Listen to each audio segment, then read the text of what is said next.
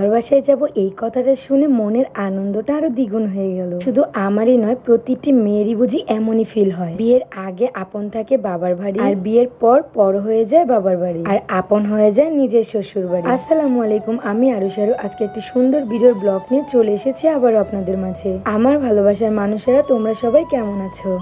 আজকে হুট করেই স্যার পাপা বললো চলো তোমাকে বাবার বাসায় দিয়ে আসি। ট্রাস্ট মি, 6টি বছর পর প্রিয় মানুষটির মুখে এই কথাটা শুনে যেন আমার খুশি বেড়ে গেল।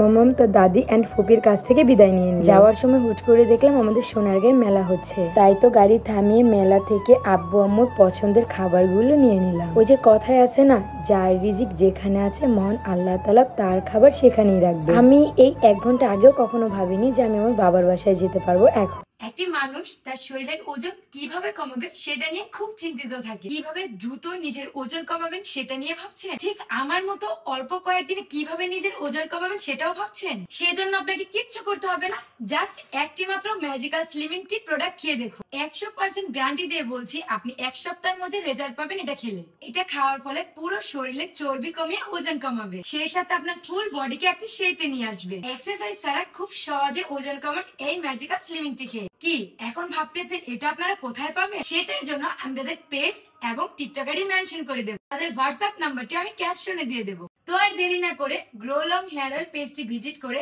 ম্যাজিক্যাল স্লিমিং টি প্রোডাক্ট গুলো অর্ডার দিয়ে নিয়ে নিন। সেক্ষেত্রে এটা ছিল আমার জন্য অনেক বড় একটা সারপ্রাইজ।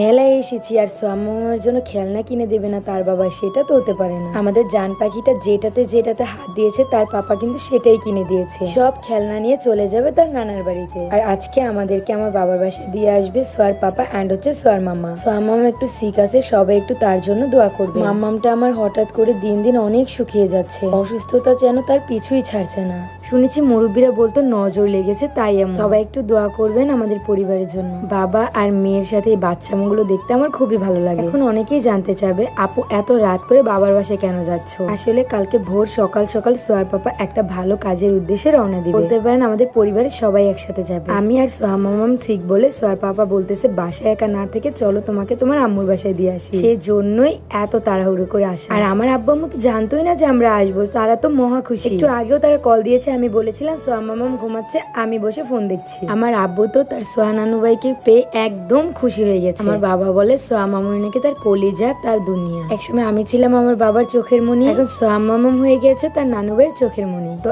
এখন আমি আমার আব্বু আম্মুর সাথে একটু প্রাঙ্ক করছিলাম যে আমরা চলে যাবো। আমার আব্বু বলতেছে মাগো এখনই তো আসলাম আমার নানু ভাইকে নিয়ে, আবার এখনই চলে যাবা? আব্বুর এমন কথা শুনে আমার সোয়ার পাপা অ্যান্ড সোয়ার মামার অনেক হাসি পাচ্ছিল। এক প্রকার আমাদেরকে যেতেই দিবে না বলছে। আবারও এটাও বলতেছে যে একটু বসো, মাত্রই তো আসলা, কিছু কেটে দিয়ে খেয়ে যাও। আর আমার আম্মু বলতেছে রান্না করতে বেশিক্ষণ লাগবে না, একটু বসো, রান্না বান্না হয়ে যাবে। এক সময় তো আব্বু ভেবেই নিয়েছে এটা মনে সত্যি আমরা চলেই যাবো। তাই তো গাছের পাকা পেঁপে ব্যাগে করে দিয়ে দিচ্ছে বাসায় নিয়ে যেন খেতে পারি। হ্যাঁ চলে তো যাবো, বাট আমিও না, সোয়া মামামও না, সোয়ার পাপা অ্যান্ড হচ্ছে সোয়ার মামা। মাটার এত পরিমাণে জ্বর ছিল যে তার কিছুই ভালো লাগছিল না। অন্যদিকে সোয়ার পাপা তো তার মেয়েকে ছেড়ে যেতেই চাচ্ছিল না, বলতেছে আমি একদিন কিভাবে থাকবো মামুনিকে ছাড়া। একটি ছেলে বিয়ের আগে তার প্রিয় মানুষটিকে ম্যাডাম বলে ডাকে, আর বাবু হওয়ার পর তার মেয়ে হয়ে যায় তার ম্যাডাম। তো সোহেল চলে যাওয়ার পর হচ্ছে আমি, সোয়া মামাম অ্যান্ড হচ্ছে সোয়ার নানা ভাই একসাথে মিলে অনেক খেলা করছিলাম। আমার আব্বু সোয়া মামুনির মতো বাচ্চা হয়ে যায়।